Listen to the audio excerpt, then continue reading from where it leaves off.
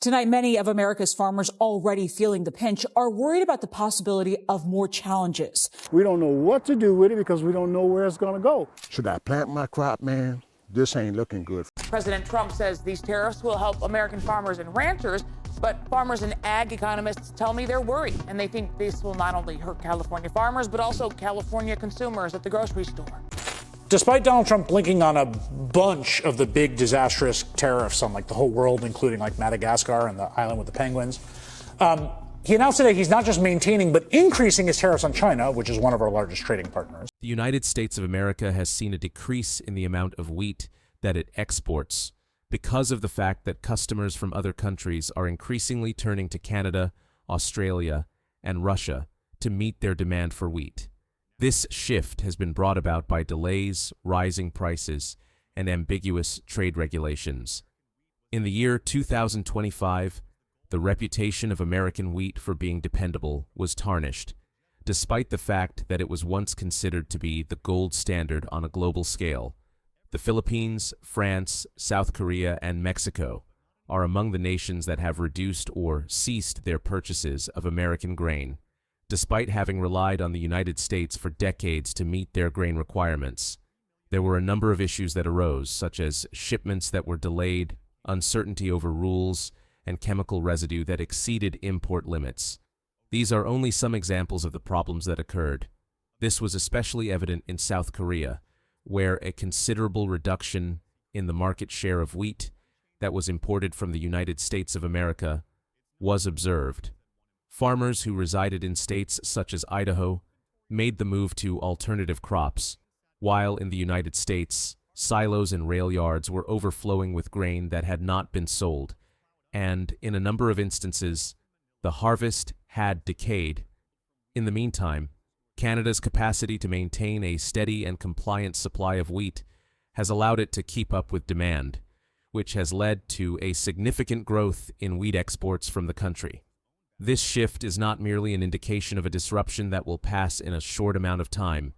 Rather, it is evidence of a long-term realignment of wheat markets throughout the world, with the United States of America ceding ground to competitors in the industry who are more dependable. An elderly farmer in the state of Kansas makes sure that his barn is safe and secure, not because he is giving up, but because he is quietly looking forward to what is coming. Customers have ceased making phone calls to make purchases.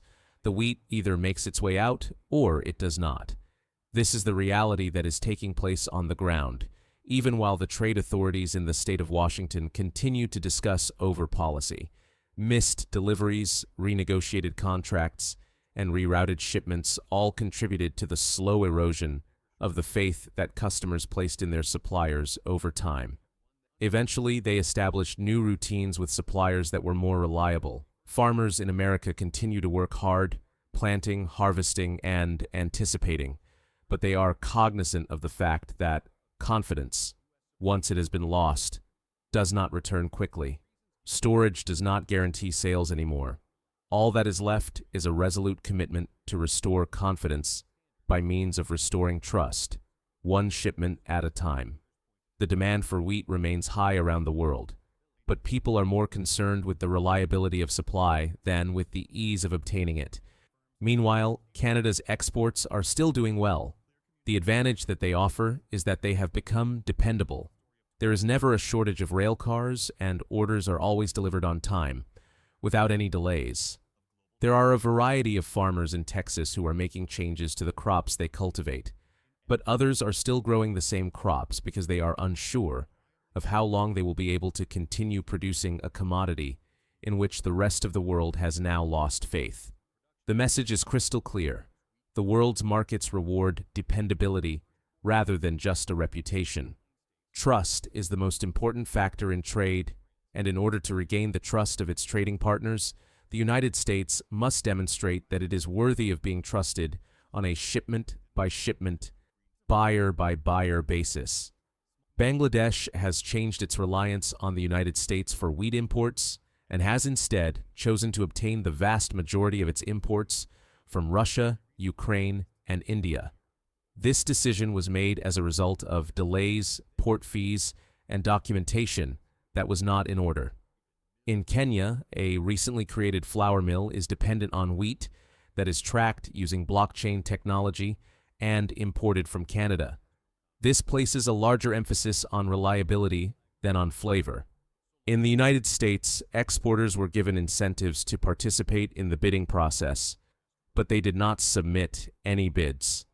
As a result of the rising number of tenders that were being canceled and the fact that rail cars were sitting idle, cooperatives throughout the Midwest region made the decision to close its export desks. Despite the fact that diplomats are making an effort to market wheat from the United States to purchasers all over the world, these potential buyers are not interested in making a purchase. Making promises is not sufficient to re-establish trust and believability. The fact that shipments are either left with only half of their capacity filled or do not even leave the port at all. In ports such as Los Angeles is an indication that consumer confidence is on the slide, rather than that there is a decrease in the supply of goods. Major purchasers from Nigeria to Brazil are increasingly making the decision to work with companies that provide dependable delivery services. When it comes to rural agricultural communities, policy debates and trade missions are not as significant as the tangible transfer of grain. The consistent dependability of performance will be vital in regaining confidence. Invoices must be paid, items must be delivered, and contracts must be respected. All of these are necessary components. In the period that passes between now and then, Canada, Australia, and even Russia constantly make an appearance. The United States of America is best known for the uncertainty that surrounds its wheat, rather than for the poor quality of the wheat itself. When it comes to food trade on a global basis, those who are dependable are more likely to be successful than those who are the cheapest or the fastest. Thanks for watching, and don't forget to like, subscribe, and share.